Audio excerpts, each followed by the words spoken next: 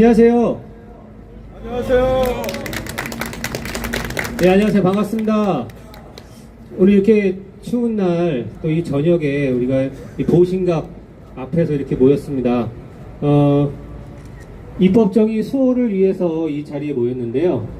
근데 입법정의에 가장 문제가 됐던 그 법 중에 하나가 간호법과 의료인 면허 박탈법입니다. 오늘 의료인 면허 박탈법과 그다음에 간호법 이 뿐만이 아니라 입법 정의를 수호하기 위해서 이렇게 서울 시민의 밤을 개최하게 되었는데요. 오늘 우리가 이 토크 콘서트를 통해서 과연 이 법안의 문제점과 또 재정의 문제점과 그다음에 이 전문가들과 또 국민의 입장에서는 어떠한 시각을 가지고 풀어낼지에 대해서 오늘 잘 들어봐 줬으면 좋겠습니다. 날씨가 많이 추운데 기지개 한번 필까요? 네, 기지개 한번 펴주시고, 자, 함성도 한번 질러보겠습니다. 함성도! 감사합니다. 지난 3월 23일 국회 본회의에 간호법 의안이 부의되었습니다. 그리고 현재 4월 13일 상정 표결이 유력한 상황입니다. 그래서 간호법 제정과 관련하여 현재 간호협회와 13개 보건복지의료연대 간에 첨예한 대립이 이어지고 있습니다. 많은 국민들이 그 내용을 잘 모르실 텐데요.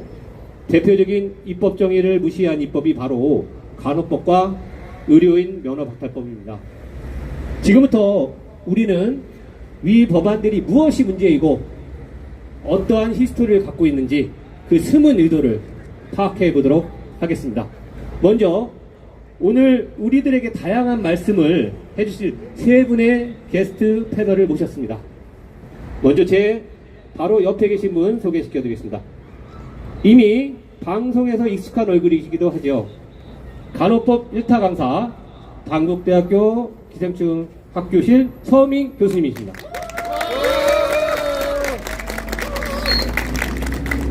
자, 박수 더 크게 부탁드리겠습니다.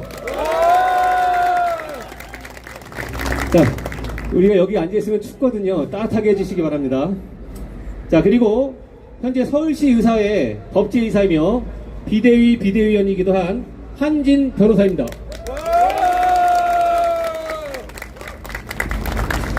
자, 그리고 또 귀한 한 분이 참석해 주셨습니다. 박준모 한국미래회의 위원이신데요.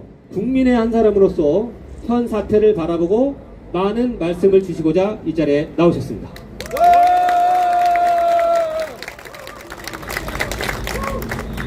자, 세 분의 패널 분들께 미리의 감사의 말씀을 드리고, 자, 지금부터 토크 콘서트 시작하겠습니다. 자, 첫 번째 꼭지는 간호법 제정의 의미에 관해서 한번 진행해 보겠습니다.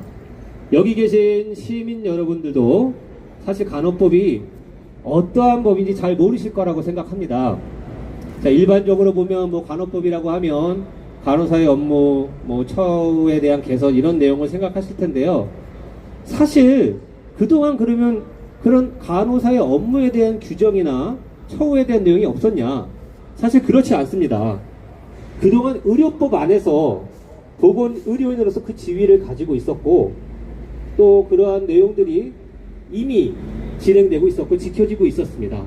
그런데 왜 갑자기 간호법을 만들겠다 하는 그 간호협회의 의도가 무엇인지 참 궁금합니다. 그래서 첫 번째로 과연 간호법 제정은 과연 어떤 의미이고 또 어떤 목적이 있는 것인지에 대해서 토크해 보도록 하겠습니다. 먼저 한진 변호사님, 제정과 개정이라는 게 분명히 차이가 나는데요.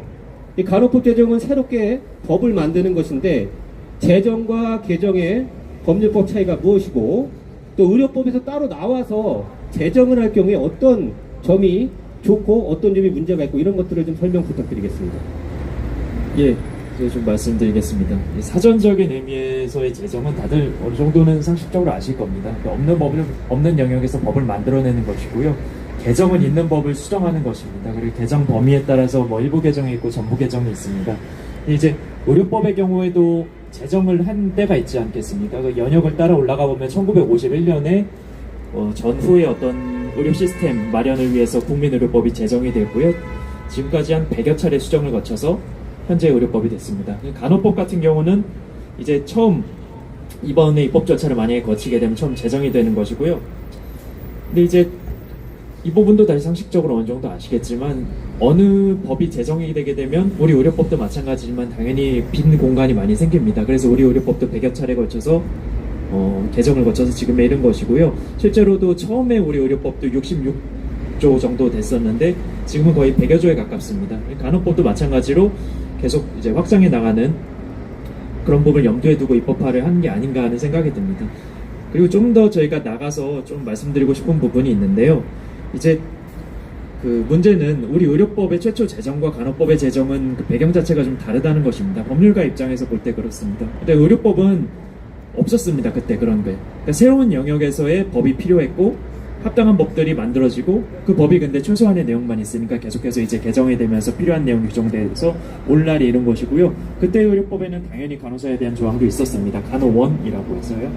근데 지금 간호법은 그런가요? 없는 영역인가요? 의료법을 그냥 가져온 것입니다. 그러니까 새로운 영역에서 뭔가 간호사 관련된 법이 제정된 것이 아니라 그냥 의료법에서 필요 충분하게 규정되어 있는 내용들을 그대로 다시 가져온 것입니다. 그래서 그들이 간호법의 어떤 입법 이유라고 주장되는 것을 제가 좀 찾아봤는데 뭐 간호사 업무 범위 확정, 간호사의 권리와 책무, 간호사 양성, 수급, 처우 개선 뭐 이런 내용들은 의료법에 있거나 의료법에서 얼마든지 보완 가능하다는 것입니다. 그럼에도 불구하고 간호단독법 내지 간호특례법을 만든다는 것은 이미 있는데 거기에다가 간호사들이 원하는 어떤 특혜적인 내용, 우리들이 의료하는 여러 가지 내용들을 넣어서 최초의 의료법과 같은 확장성을 충분히 누리겠다는 것으로밖에 보이지가 않습니다. 그리고 이 내용들을 확정하는 과정에서 그럼 뭘로 확정될까 우리가 우려하지 않습니까? 그런 것들을 이제 간호법안이 이제 제정되는 절차를 통해서 확인되는 여러 가지 이제 간호협회나 간호사 측 관계자들의 내용들을 보면 논란 내용들이 많습니다. 예를 들면 제가 좀 찾아봤는데 간호사 단독 개원, 간호사의 단독 의료행위 범위 확대, 간호행위는 간호사만이 가능하고 의사가 할 경우에도 무면허 간호행위로 가령 제재한다든지 타직역에 대한 침범 가능성도 있고요. 이런 내용들로 구성될 수 있고 이런 간호법이 제정될 경우에는 그 제정의 어떤 혜택을 빌어서 부당한 내용의 간호법의 개정안들이 계속 올라오면서 계속 확정될 수 있다는 것입니다. 여기까지 말씀드리겠습니다. 네. 그러면 결론적으로는 확장성이라는 부분이 수문이도로 들어가 있는데요. 그렇다면 의료법과 간호법 서로 상위법의 관계가 있는 건가요? 그 두 법안에 만약에 간호법이 제정이 된다면 두 법은 어떠한 관계를 갖게 되는 거죠? 사실 이 부분에 있어서도 오해가 좀 있을 수 있는데요. 둘 다 법률입니다. 그리고 법률에 있어서 상위법은 헌법입니다. 간호법은 헌법이 아니라 법률이고요. 법률 간에는 일반법과 특별법의 관계 정도가 뭐 생각해 볼 수 있는데 지금 간호법인 의료법에 대해서 특별법적인 어떤 그렇게 해석된다고 보이지는 않습니다. 그런 걸 배제시키기 위한 여러 가지 작업들이 있었고 지금 뭐 우리가 껍데기밖에 안 남았다라고 하는데 뭐 그런 걸 봤을 때는 특별법의 어떤 그거라고 볼 수는 없고요. 그리고 뭐 조금 더 이제 의료법과 간호법의 내용에 대해서 조금만 더 제가 설명을 드려도 될까요? 조금만 더 제가 설명드리겠습니다. 사실 말씀드리기 전에 대략적으로 어느 정도 질문이 나올 거라는 제 얘기는 좀 듣고 왔는데 너무 이 부분에서 제가 법률가로서 할 얘기가 많아서 조금 말이 좀 많을 수 있을 것 같습니다. 근데 필요한 내용만 좀 줄여서 여러분들께 좀 알리고 싶습니다. 법률가의 관점에서. 이제 간호법에서 여러분들 보셨는지 모르겠는데 새로 이렇게 올라온 간호법안에서 확인되는 내용들 보면 가령 이제 간호사 권리 처우 개선 뭐 이런 조항들이 있습니다. 계속 얘기하는 것들이죠. 근데 뭐 가령 이제 국가 및 지방자치단체에서 지원을 해야 되고 간호사 인권 침해 금지, 간호사의 일 가정 양립 지원, 교육 전담 간호사 제도 뭐 이런 것들이 있습니다. 근데 이제 이게 과연 간호법 제정의 어떤 불가피한 이유가 될 것인지 한번 생각해 봐야 됩니다. 근데 이제 따져보면 간호사 근로 환경에 대한 부분은 우리가 근로기준법이 있고 뭐 보건의료 인력지원법이 있고 일가정 양립지원에 관련된 법률이 있고 뭐 사실 의료법에 넣어도 아무 문제가 없지요. 그리고 교육전담 간호사 제도는 의료법 개정안도 있고 그냥 제도로서 두어도 상관없는 부분입니다. 그 고시로도 가능한 것이고요. 그래서 이게 과연 이제 둘 다 법률인데 이런 것이 과연 그 어떤 의미 있는 차이가 있는지, 과연 관련법을 간호특별법이라는 간호특혜법이라는 소리까지 들을 정도로 이거를 분리시켜서 나올 만한 의미가 있는 내용인지 좀 의문이고 그 저희를 의심하지 않을 수가 없는 것입니다. 그리고 제가 그 오기 전에 간호협회에서 나온 유튜브 내용도 좀 살펴봤는데요. 그 명분으로 드는 것들을 대략 보면 사실상 지금의 의료법은 의사 위주의 의사법이다. 간호사 숫자가 의료법 제정 당시보다 많아졌다. 뭐 처우 개선이 필요하다. 전문성을 살리고 책임을 강조해야 된다. 뭐 이런 부분들이 있는데 앞서 말씀드린 내용대로 모두 다 저는 합당한 이유는 되지 않는다고 생각합니다. 의사 위주의 의사법 다 마찬가지고요. 모두 다 이제 현재의 의료법을 유지해도 아무 문제가 없는 그런 명분이라고 생각됩니다. 혹은 다른 법률로 충분히 규제될 수 있는 내용이라고 생각하고요. 네, 이상입니다. 네. 라니 변호사님께서 오늘 사실 저한테 길게 얘기해도 되냐고 여쭤보시더라고요. 그래서 제가 오늘 밤새도 좋으니까 할 말 다 해주십시오 했는데 아주 많은 준비를 해주셨고 되게 간호법의 어떤 그 법률적인 그런 해석을 잘 해주신 것 같습니다. 자, 그렇다면 의사들의 입장에서도 한번 들어봐야 되겠죠. 서민 교수님. 네. 자, 의사들에게는 현재 이 법안에 대한 내용에 대해서 또 일반적으로 어떻게 생각하고 있고, 사실 의사와 간호사는 환자 진료를 위해서 서로 협력하고 함께 공존해야 되는 관계인데, 의사 입장에서 과연 이 간호법의 가장 큰 문제점은 무엇이라고 생각하십니까? 그러니까 간호법이 지금 원래 간호사들의 처우 같은 게 이제 변호사님 말씀대로 의료법에서 다 지정이 되고 있는데, 굳이 뭐 간호사 처우를 개선해야 된다고 간호법을 만든 이유는 사실 독자적인 진료를 하기 위해서죠. 그러니까 지금 원래 이게 저는 저기 좌파분들이 참 네이밍을 잘하는 게요. 그러니까 차별금지법 같은 것도 보면은 괜히 그걸 반대하면 차별하는 사람이 되고, 양심적 병역 거부 같은 것도 그걸 반대하면 양심이 없는 사람 같잖아요. 이렇게 네이밍을 한단 말이죠. 간호법도 이렇게 간호법이라고 만들어 놓으니까 왠지 이걸 반대하면 간호사를 막 부려먹겠다는 말 같지 않습니까? 근데 전혀 그런 게 아니고, 이거는 원래 이름이 간호사 진료법이고요. 그래서 간호사들이 그러니까 힘든 병원 생활을 벗어나서 그냥 독자적으로 커뮤니티에서 지역사회에서 진료를 하겠다는 그런 법안입니다. 그러니까 의사들이 지금 반발해서 그 부분을 조금 가렸는데, 이 법안은요, 통과시키기가 어렵지 개정은 쉽거든요. 그래서 일단 통과시킨 다음에 다시 원래대로 개정하려고 노력하고 있어요. 그러니까 그게 속셈이에요.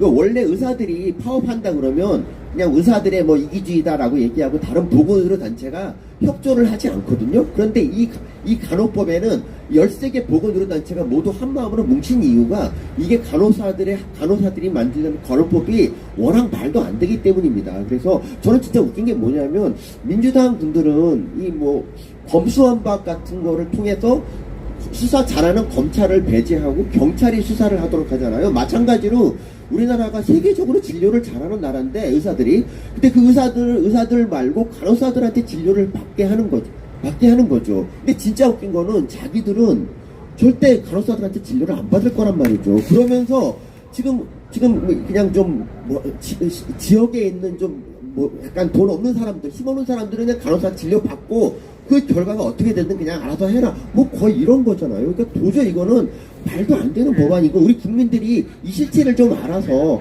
모두 저지에 좀 힘을 모아주시면 좋겠습니다. 자, 토크 콘서트를 하시면서 중간중간에 이게 옳다 싶으시면 이렇게 함성 질러주시면 되겠습니다. 원래 추임새가 좋은 거고요. 콘서트니까 같이 관중들하고 호흡하는 게 중요하다고 생각합니다. 자, 서민 교수님께서 말씀하신 걸 딱 들어보니까 간호사가 진료하는 법, 그리고 왜 의사만 반대하지 않고 13개 보건복지의료연대가 다 반대하냐, 그럴 만한 이유가 있다는 것을 이렇게 말씀을 주셨습니다. 자, 그러면 국민의 입장에서는, 자, 우리가 이제 의료와 관련이 없는 국민의 입장에서는 과연 간호법의 내용을 어떻게 생각할까? 자, 박준민 대표님, 간호법 위원회 원문을 다 읽어보셨나요? 예, 이번에 읽어봤습니다. 저도 관심 없다가 이번 주에 읽어봤습니다.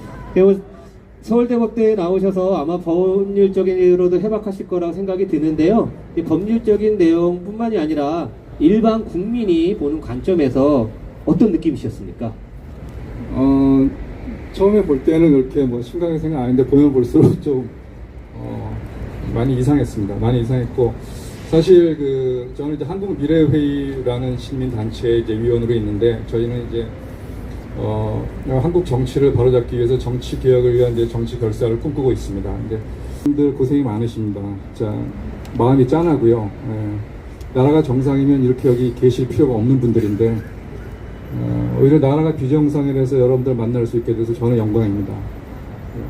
제가 간단하게 여러분들 모범 답안을 이렇게 지금부터 읊을 테니까는 잘 들어주십시오.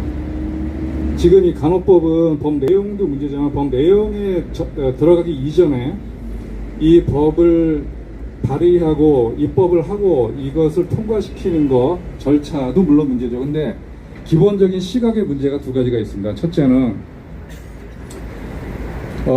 우리가 어떤 정책이나 법률을 만들 때 그것이 어떤 이익단체들의 갈등 조정에 해당하는 경우가 있어요. 그렇지만 그렇지 않고 국가의 인프라에 관련된 부분이 있습니다.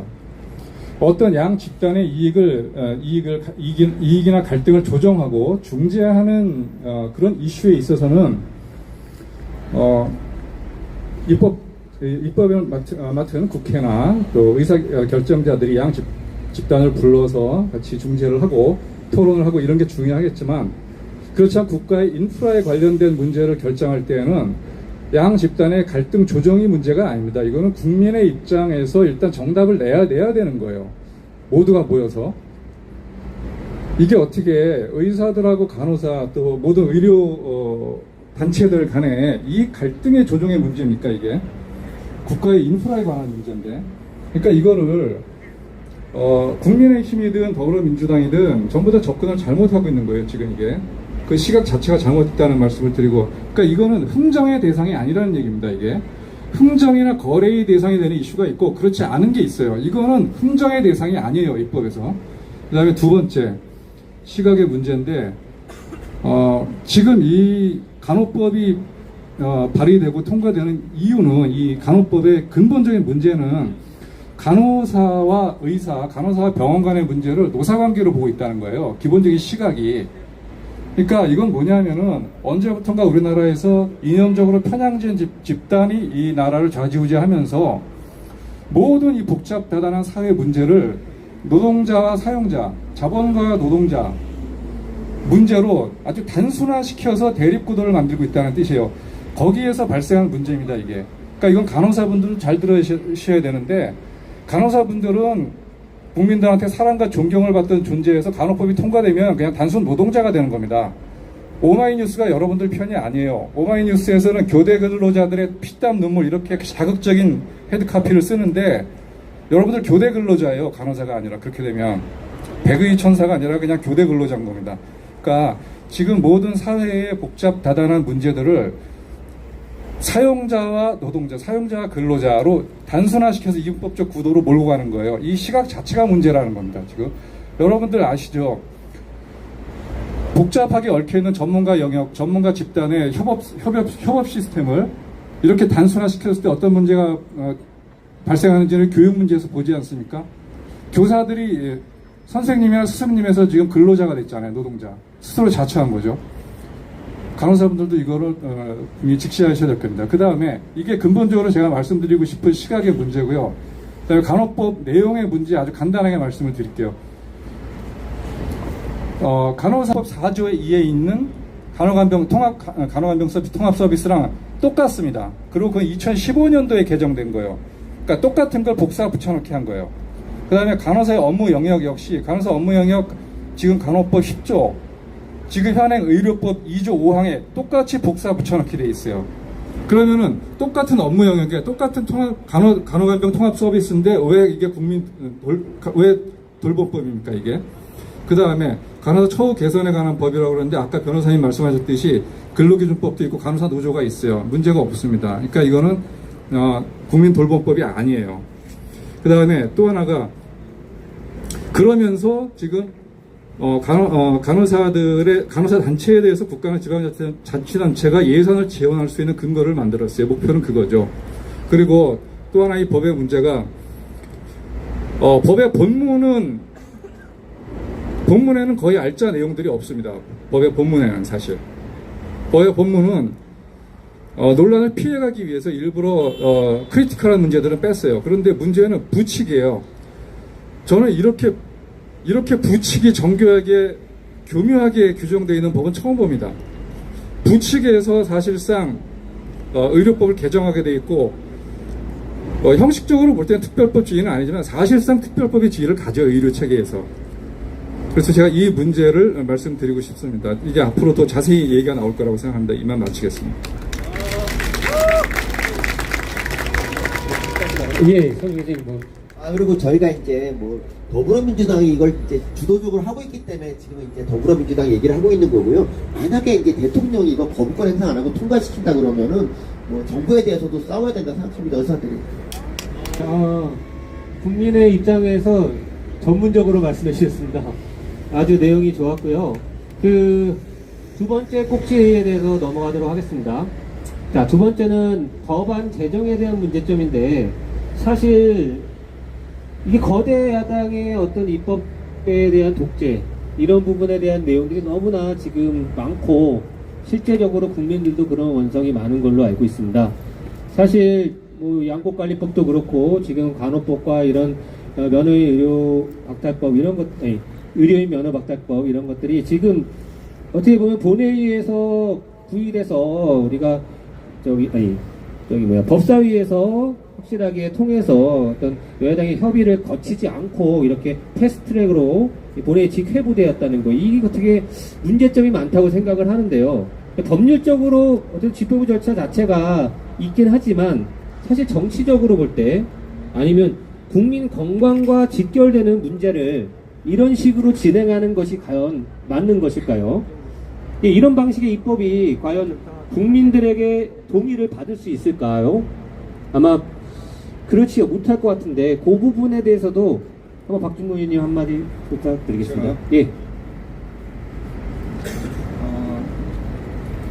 법 자체가 다수결로 이렇게 밀어붙인다고 법이 되는 건 아니죠. 일단 결론부터 말씀드리면은 여기 계신 분들 너무 걱정 안 하셔도 됩니다. 나중에 이게 이 법이 통과되지 않기를 저희는 바라고 않도록 노력을 해야 되겠지만, 통과되더라도 이것에 대한 대체 입법이 나올 겁니다. 대체 입법이 나오도록 저희가 노력을 해야 되고요. 그렇기 때문에 너무 비관적으로 생각하실 건 아닙니다. 그래서 질문에 대한 이제 답을 드릴게요. 일단 절차상으로 문제가 있는 것에 대해서는 뭐 제가 유튜브에도 말씀을 드렸었고, 또 이게 지금 입법 독재 상황에서 이렇게 밀어붙인다고 될 일은 아니죠. 그리고 충분한 토의나 수기를 거치지도 않았고요. 그리고 가장 중요한 거는 이 법이 가지고 있는 문제점, 플러스적인 요인 말고 마이너스적인 요인들을 같이 국민들 설명하는 과정이 없었다는 겁니다. 결국 뭐냐 하면은 이거는 국민의 입장에서 보건의료체계 전반의 인프라에 관련된 문제고, 그 시각에서 접근해야 돼요. 그러면은 보건의료 인프라 자체는 세 가지로 구성되어 있지 않습니까? 간단하게 얘기하면은 돈과 사람 서비스 아닙니까?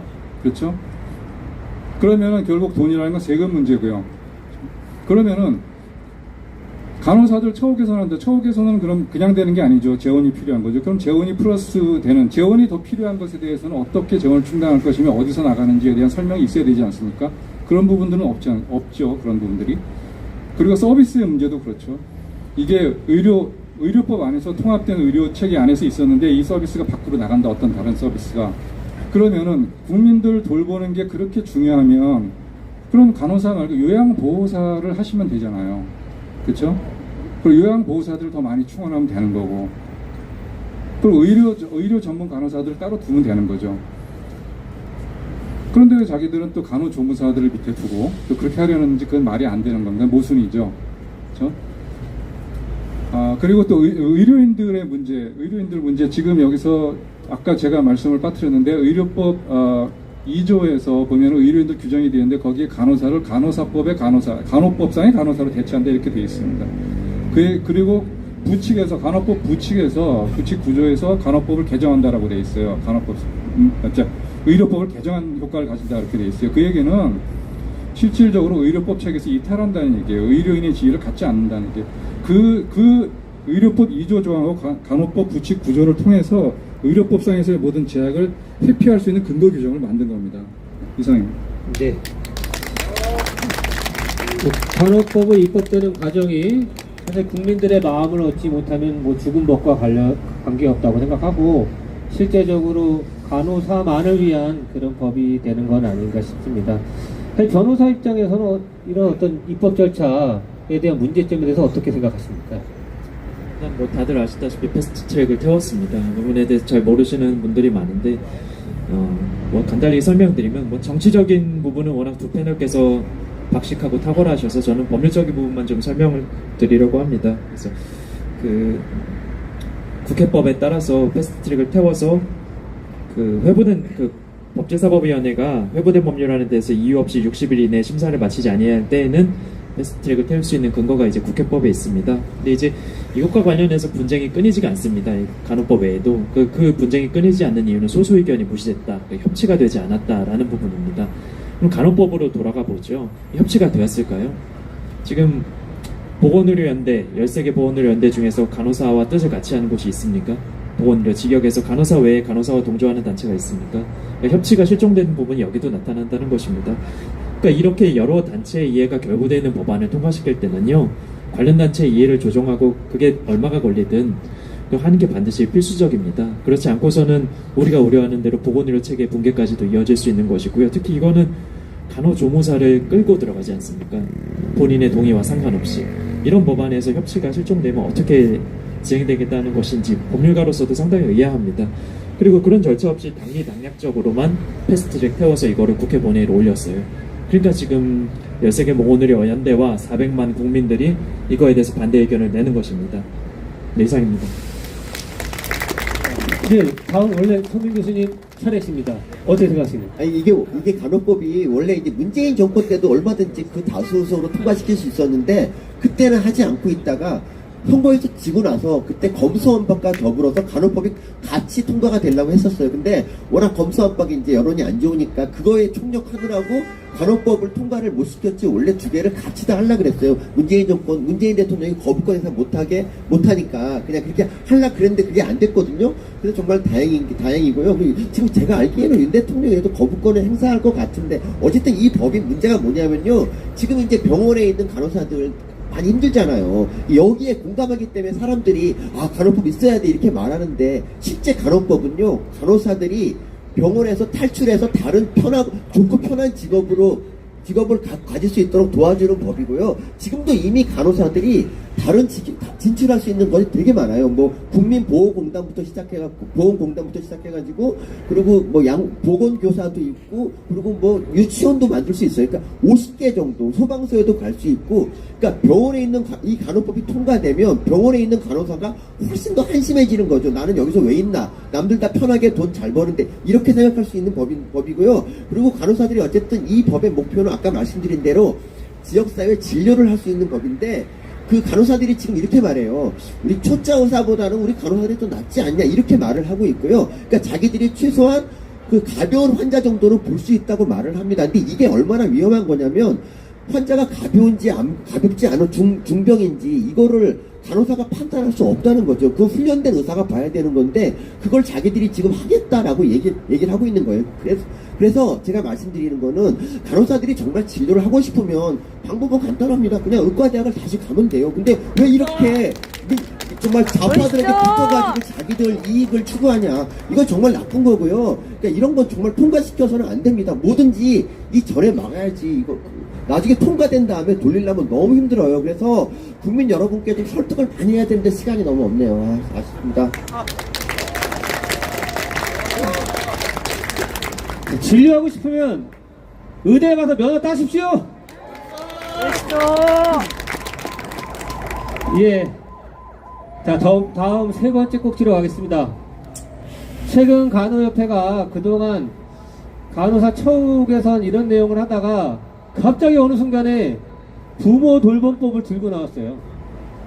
아니, 도대체 갑자기 처우 개선한다 이런 내용으로 하다가 어느 순간부터 마치 이제는 90% 다 넘어간 것 같다, 이제는 간호법이 다 넘어갈 것 같다, 이런 안도의 한숨을 쉰 건지, 아니면 그 상황이 돼서 이제는 본인들의 속내를 드러낸 건지 사실 잘 모르겠습니다. 하지만 간호법이 부모 돌봄법이다. 그냥 막상 들어보면 일반 국민들이 봤을 때는 뭐 되게 우리를 돌봄해주고 이런 것 같아서 되게 좋을 것 같지만 사실 그 내용에는 다양한 숨은 검은 속내가 있을 거라 보입니다. 일단은 현재 고령화 시대이기 때문에 분명히 돌봄이란 거는 앞으로의 추세고, 그리고 현재 커뮤니티 케어를 우리가 준비하고 있는 전 국가의 어떤 큰 주제로서 준비를 하고 있는데, 사실은 의사들도 마찬가지로 그 부분에서 같은 준비를 하고 있는 입장입니다. 마찬가지로 다른 직역들, 우리가 보건뿐만 아니라 복지 영역의 직역들도 다 같이 사실 커뮤니티 케어를 같이 준비해야 되는 입장이지, 간호사만이 커뮤니티 케어 돌봄을 한다는 그런 프레임을 짜는 거는 상당히 큰 문제가 있다고 생각하는데요. 그 속내, 서민 교수님. 예. 그건 저보고 말씀해달라고 하시네요. 예. 알겠습니다. 자, 사실은 그 부분은 제가 간단히 말씀드리겠습니다. 돌봄은 간호사만 혼자 하는 것이 아닙니다. 분명히 지역사회 노인 환자에게는 의사, 간호사, 요양보호사, 물리치료사, 사회복지사 등 다양한 직군의 돌봄이 필요한 거죠. 근데 마치 돌봄은 간호사들만의 것, 간호사가 마치 간호의 중심이라고 하는 프레임을 잡고 국민에게 세뇌시키려고 하는 것입니다. 이거는 간호협회의 정치적 의도가 있는 것이고요. 더군다나 이런 커뮤니티 케어가 앞으로 국가의 대세로서, 국가의 큰 그 과제로서 있는 입장에서 간호사만의 가진 그런 목표가 아니라는 거, 이거 분명히 말씀드리고요. 간호사들이 돌봄을 하겠다는 진정성에는 엄청난 의문이 들고, 그래서 어떻게 보면은 간호법을 제정시키기 위해서 이런 부모 돌봄법이라는 프레임을 쓰지 않았나 생각합니다. 박준모 의원님, 부모 돌봄법 예. 검은 속내 알고 계시죠? 예. 일단 부모 돌봄법 말씀드리면은 아까 말씀드렸듯이 이제 간호사협회에서 부모 돌봄법이라고 말하는 근거인 간호법의 27조 간호간병 통합 서비스 는 의료법상 4조 2에 있는 간호간병 통합 서비스랑 작고 하나 틀리지 않고 똑같습니다. 똑같은데 왜 갑자기 똑같은 규정이, 의료법에 있던 규정이 간호법으로 똑같이 복사 붙여넣기 했는데 갑자기 부모 돌봄법이 되는지 이유를 알 수가 없어요. 그러니까 그 부분을 좀 설명을 해줬으면 좋겠습니다. 아까 국회의원들 특히 그분들 설명을 해줘야 되는 설명을 못 할 겁니다 아마. 그 다음에 직군이 되겠다라는 거예요. 그게 첫 번째 이유고요. 그 다음에 두 번째가 그렇게 함으로 인해서 그거를 지역사회별 주민들한테 밀착 마크를 하겠다는 거예요. 그래서 자기들 조직을 만들겠다는 그 부분은 좀 이념적인 얘기이기 때문에 생략하기로 하고요. 어쨌든 세 가지 목표가 있습니다. 제가 질문을 하셨으니까 마지막 그 말씀을 드리는데, 이제 거부권 부분은 윤석열 대통령이 대한민국 헌법을 지키실 생각이 있고 대한민국 체제를 지키실 생각이 있으면은 양곡관리법이나 노란봉투법보다 지금 이게 더 중요한 문제라는 걸 인식을 하셨으면 좋겠어요. 그게 왜 그러냐면은 양곡관리법은 우리가 쌀이 초과 공급돼서 5 내지 8%일 때 매수해 준다 이런 거는요, 나중에 우리가 해보고 3 내지 5%든 6 내지 7%든 그거는 바꿀 수가 있어요. 바꾼다고 해도 사회적으로 큰 혼란이 없습니다. 그거는 노란봉투법, 노조에게 손해배상 청구를 금지한다. 나중에 문제 생기면 손해배상 청구하도록 바꿔도 돼요. 그래도 사회적 혼란이 없어요. 그런데 이 부분은 이거는 우리 인프라 그 자체가 법이나 제도가 아니에요. 단순히 이게 정책이나 제도의 차원이 아닙니다. 이거는 우리 인프라에 관련된 문제이기 때문에 한번 깔아놓으면 나중에 바꾸지를 못해요. 거의 국가와 운명을 같이 해야 되는 인프라의 성격을 갖고 있기 때문에, 그렇기 때문에 이게 더 중요합니다. 이게. 그래서 대통령께서 대한민국 체제를 수호하고 싶으시면 이거는 거부권을 꼭 행사하셔야 될 겁니다. 제가 이어서 잠깐만 멘트 드리겠습니다. 대표님 말씀 주신 것처럼 그 부모 돌봄법 부분만 좀 코멘트하고 싶은데, 이게 아무리 생각을 해도 이게 간호법에 들어가야만 부모 돌봄이 뭐가 된다는 건 전 도저히 이해가 안 갑니다. 법률적으로. 그러니까 왜 거기에 들어가야 될까요? 의료법에 있으면 안 될까요? 그럼 다른 법률 제도로 하면 안 될까요? 시행령이나 시행규칙에는 안 될까요? 그러니까 그런 식의 뭐 프로파간다를 하는데 기본적으로 제가 법률가라서 너무 논리적으로만 보는 건가요? 근데 법률이란 건 논리에 터잡아서 세워지는 거거든요. 왜 간호법, 단독법, 간호특별법이 있어야 부모 돌봄이 된다는 것인지 그 논리적인 필연성에 대해서 저는 도저히 이해가 가지 않습니다. 네. 코로나 시국 3년을 돌아보면서 사실 모든 의료인들 또 관련 직군들 참 고생했고 어려운 환경에서 꿋꿋이 희생해 왔습니다. 의사도 간호사도 간호조무사도 말이죠. 당연히 힘든 업무 환경과 처우가 있으면 개선을 해야 합니다. 하지만 의료법에서 글자 그대로 따온 간호법에서 해야 할 어떤 근거도 찾을 수가 없습니다. 그러면 의료법에서도 가능한 일 아닐까요? 다시 한번 강조해서 말씀드리고 싶습니다. 돌봄은 모든 보건 의료인의 책무이고 복지 파트까지 포함해서 유기적인 협력을 통해서 작동되어야 합니다. 간호법이야만 가능한 것이 아니라 모든 직역이 같이 해야 되는 거죠. 의사, 치과의사, 간호조무사, 물리치료사, 요양보호사, 사회복지사는 단독법이 없으니 돌봄을 제대로 할 수 없는 건가요? 그렇지 않습니다. 돌봄은 의료 전문가들이 각자의 전문성을 가지고 최선을 다해야 국민이 혜택을 받습니다. 예, 시간이 많이 가서요. 다음 마지막 꼭지 의료인 면허 박탈법에 대해서 간단하게 하겠습니다.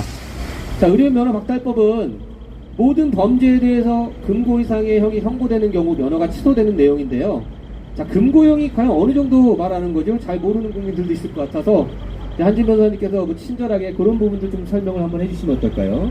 예, 뭐 간략히 말씀드리겠습니다. 이제 다들 아시다시피 금고 이상의 형을 선고받고 뭐 집행이 끝나거나 집행을 받지 아니하기로 확정되는 5년을 지나지 아니하거나 뭐 그런 내용들이 있습니다. 그래서 금고라는 것은 이제 보통 이제 그 노역을 더하지 않는 좀 명예로운 자유형입니다. 근데 이 건에서는 뭐 금고형이 뭐 법률적으로 자유형의 단계로 가면 무조건 면허가 날아간다 그렇게 이해하셔도 뭐 무방할 것 같습니다. 그리고 집행유예나 선고유예는 대략 아실 겁니다. 뭐 어떤 그 형을 선고를 해야 되는데 어떤 정상을 참작할 만한 충분한 사유가 있을 때 그것도 이제 모든 죄가 그런 게 아니라 1년 그 한 3년 이하의 징역이나 금고 같은 경우에 해당될 때 일정한 기간을 두고 집행유예를 선고할 수 있고 혹은 이것보다 더 좀 가벼운 더 좀 속된 말로 좀 봐줄 수 있을 만한 상황일 때 선고유예라는 걸 할 수 있습니다. 그 두 가지 모두 이제 그 당장 처벌할 필요성이 없는 그런 경우에 선고가 되는 것인데 어찌됐든 이 모든 경우에 대해서 면허 박탈법 내지는 의료인 면허 강탈법에 그런 내용들이 들어가 있습니다.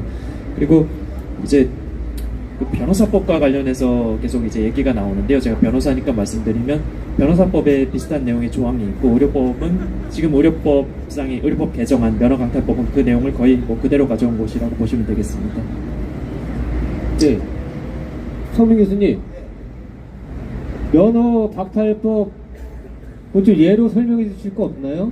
예, 뭐, 그러니까 이 면허 박탈법, 그러니까 사람이 그 금고형 받는 게 그렇게 멀리 있는 게 아닙니다. 뭐, 환자가 계속 이제 의사한테 시비 걸고 나중에 때렸을 때 너무 아파서 그냥 밀었는데 그 사람이 다쳤다.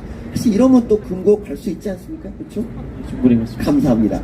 그러니까 사실, 근데 이게 이제 뭐, 어떻게 보면은 다른 직역단체들은 뭐 의사들만 너무 특권 누리는 거 아니냐 그러지만 사실 지금 우리나라 의사들은요 다른 나라 의사들에 비해서 굉장히 박해받고 있어요. 그러니까 의사가 환자를 살리면 본전이고 못 살리면 구속될 수 있는 나라가 바로 우리나라지 않습니까? 그러니까 다른 나라는 형사처벌, 그러니까 진료 중에 행위로 형사처벌되는 경우 별로 없는데 우리나라는 뭐 이대병원 사태도 마찬가지고 애가 이제 횡격막 탈장 사건도 마찬가지인데 의사가 진단 못했다고 구속이 되는 나라입니다. 이렇게까지 많이 구속되고 형사처벌되는 나라가 사실 별로 없어요. 그러니까 예를 들어서 소방관이 불을 못 끄면 구속된다. 뭐 이러면 누가 소방관 하겠습니까? 뭐 개그맨이 못 웃기면 구속된다. 이런 말이 됩니까? 근데 지금 의료계에서는 지금 의사들이 정말 진단 좀 잘못하고 환자가 죽으면 그냥 뭐 구속이 되는 나라에 이런데 더해서 뭐 면허 박탈까지 하겠다. 이거는 너무 심한 거죠. 사실 우리나라 국민들은요 전 세계에서 가장 우수한 의료 혜택을 누리고 있고요. 하루 만에 전문을 만나서 진짜 수술, 뭐 일주일 안에 수술까지 하는 나라가 우리나라밖에 없습니다. 이런 좋은 환경을 굉장히 혜택을 싸게 누리면서 왜 이렇게 의사들을 못 잡아먹어서 안 따르는지 저는 도저히 이해가 안 되고요. 저는 정말 제가 가르치는 제자들한테 너무 미안합니다. 이런 정말 한심한 환경을 만들어준 게 너무 한심한데, 제가 그래도 선배로서 이 악법들은 좀 막아야겠다, 이런 마음으로 여기 나왔고요. 하여튼 여러분들도 좀 많이 도와주십시오. 예, 의료인이 면허가 박탈되면 국민들 손해할 것 같은데요. 국민의 입장에서 어떻습니까? 어떻게 바라보시는지요? 예, 뭐 너무 과잉 입법이라고 생각을 하고요. 예, 면허 박탈에 대한 거는 뭐 나중에 헌법 소원해서 뭐 뒤집어지겠지라고 그런 생각으로 아마 한 것 같습니다. 예, 그리고 이제 두 분이 워낙 설명을 잘 해주셨기 때문에 이게 마지막 질문이라고 하니까 제가 꼭 드리고 싶은 말씀이 있는데, 제가 간호사분들한테 드리고 싶은 말씀이 있어요. 예, 간호사분들이 무슨 생각으로 간호사협회의 간부들, 그런 분들이 이렇게 추진하는 법에 찬동을 하는지는 모르겠어요. 어떤 심정인지는. 근데 제가 간호사분들한테 꼭 드리고 싶은 말씀이, 첫째는 여러분들이 간호사라는 직업을 선택을 하셨을 때 꿈꾸는 간호사의 모습이 어떤 모습이었는지 한번 되새겨 보시기를 부탁드려요. 여러분들이 꿈꾸는 간호사의 모습이 지역을 돌면서 돌봄 서비스를 하는 간호사의 모습이었는지, 치열한 의료 현장에서 땀 흘리면서 헌신하는 그런 모습이었는지 한번 떠올려 보시기를 바라요. 간호사 단체에서 지금도 늘 써먹고 있는 여러분들을 등장시켜서 써먹고 있는 감동적인 사진들 있지 않습니까? 얼굴에 반창고를 덕지덕지 붙이고 땀 흘리는 모습들, 그거 돌봄 서비스 하는 모습입니까? 아니면 치열한 의료 현장에서의 모습입니까? 간호사 여러분들, 이거는 저는 저희 집안에 의사도 없고 간호사도 없어요. 이거는 제가 그냥 국민으로서 간호사분들한테 드리는 말씀이에요. 한번 생각을 해보세요. 여러분들이 간호사라는 직업을 선택할 때 어떤 모습을 그렸는지. 그 다음에 두 번째, 여러분들 지금 여러분들이 한 몸이 돼서 하나로 움직이는 것 같죠?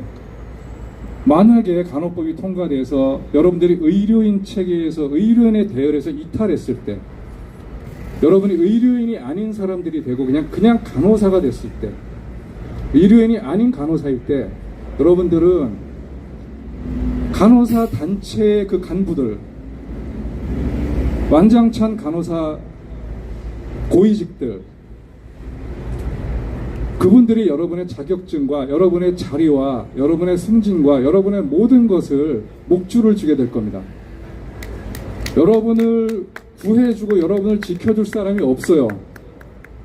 지금은 그들이 여러분의 편에 서 있는 것 같지만 결코 그렇지 않습니다. 그 다음에 세 번째, 간호사분들은 국민들의 사랑과 존경을 왜 간호사분들이 받는지 꼭 명심하세요.